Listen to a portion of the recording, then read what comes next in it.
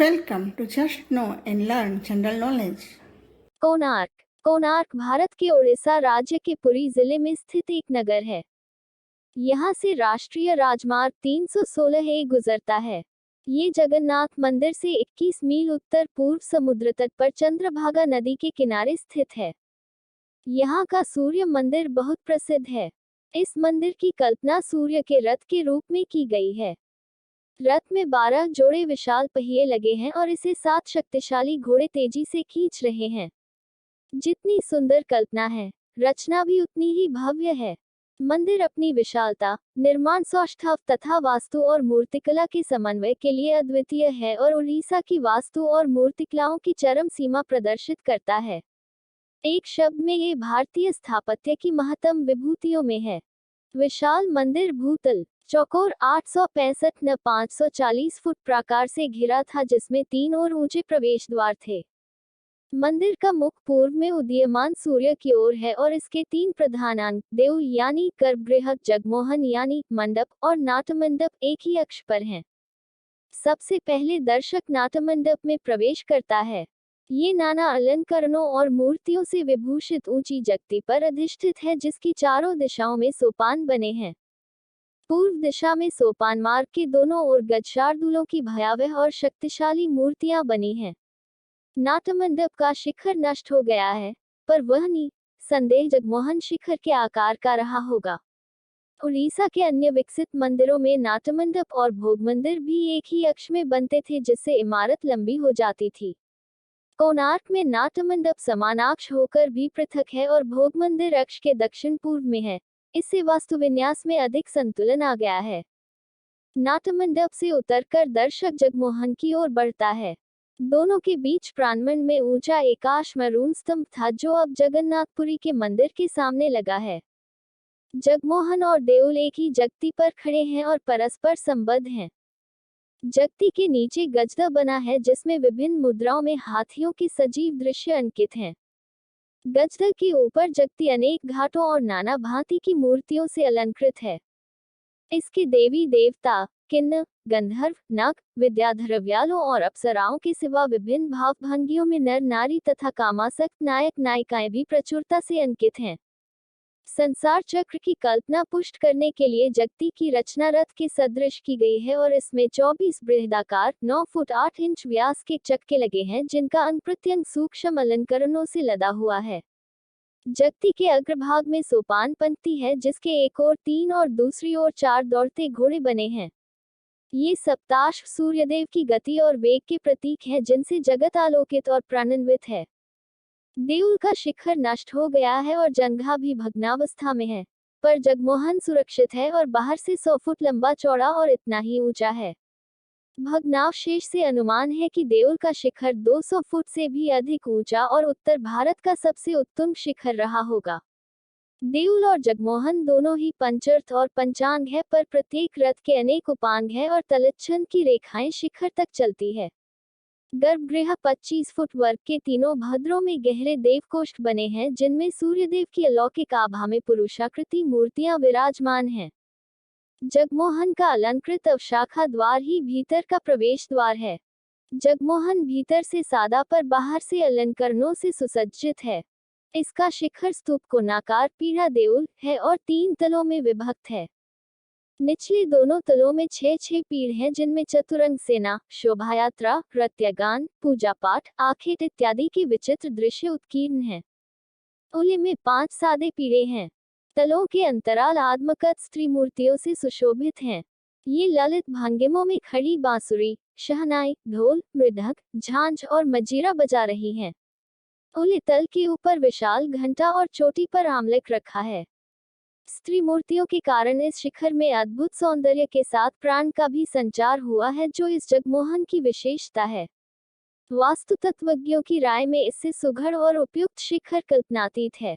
इस मंदिर का निर्माण गंग वंश के प्रतापी नरेश नरसिंह देव प्रथम ने 1238 से 64 ईस्वी सन में अपने एक विजय के स्मारक स्वरूप कराया था।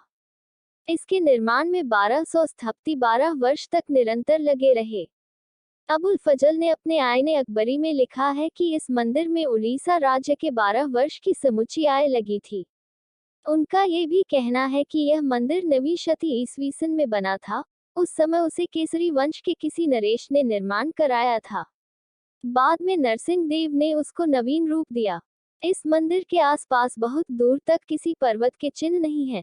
ऐसी अवस्था में इस विशालकाय मंदिर के निर्माण के लिए पत्थर कहां से और कैसे लाए गए, यह एक अनुत्तरित जिज्ञासा है। इस मंदिर के निर्माण के संबंध में एक दंत कथा प्रचलित है कि संपूर्ण प्रकार के निर्माण हो जाने पर शिखर के निर्माण की एक समस्या उठ खड़ी हुई। कोई भी स्थपति उसे पूरा कर न सका। तब मुख्य स्थपति के धर्मपाद नामक 12 वर्षीय पुत्र ने ये साहपूर्ण कार्य कर दिखाया। उसके बाद उसने ये सोचकर कि उसके इस कार्य से सारे स्थपतियों की अपकीर्ति होगी और राजा उनसे नाराज हो जाएगा, उसने उस शिखर से कूदकर आत्महत्या कर ली। एक अन्य स्थानीय अनुश्रुति है कि मंदिर के शिखर में कुंभर पाथर नामक चुंबकीय शक्ति से युक्त पत्थर अलगा था।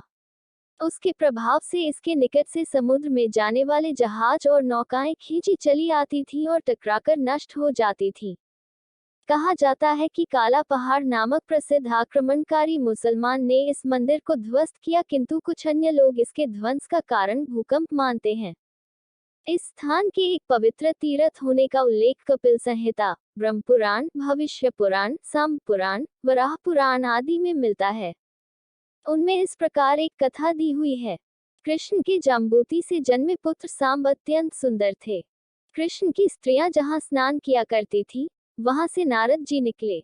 उन्होंने देखा कि वहां स्त्रियां सांब के साथ प्रेम चेष्टा कर रही है। ये देखकर नारद श्री कृष्ण को वहां ले आए। कृष्ण ने जब ये देखा तब उन्होंने उसे कोढ़ी हो जाने का शाप दे दिया। जब सांब ने अपने को इस संबंध में निर्दोष बताया तब कृष्ण ने उन्हें मैत्रेय वन अर्थात जहां कोणार्क है, वहां जाकर सूर्य की आराधना करने को कहा। सांब की आराधना से प्रसन्न होकर सूर्य ने उन्हें स्वप्न में दर्शन दिया। दूसरे दिन जब वे चंद्रभागा नदी में स्नान करने गए तो उन्हें नदी में कमल पत्र पर सूर्य की एक मूर्ति दिखाई पड़ी। उस मूर्ति को लाकर सांब ने यथाविधि स्थापना की और उसकी पूजा के लिए 18 शाकद्वीपी ब्राह्मणों को बुलाकर वहां बसाया। पुराणों में इस सूर्य मूर्ति का उल्लेख कोणार्क अथवा कोणादित्य के नाम से किया गया है। कहते हैं कि रथ सप्तमी को सांब ने चंद्रभागा नदी में स्नान कर उक्त मूर्ति प्राप्त की थी। आज भी उस तिथि को वहां लोग स्नान और सूर्य की पूजा करने आते हैं।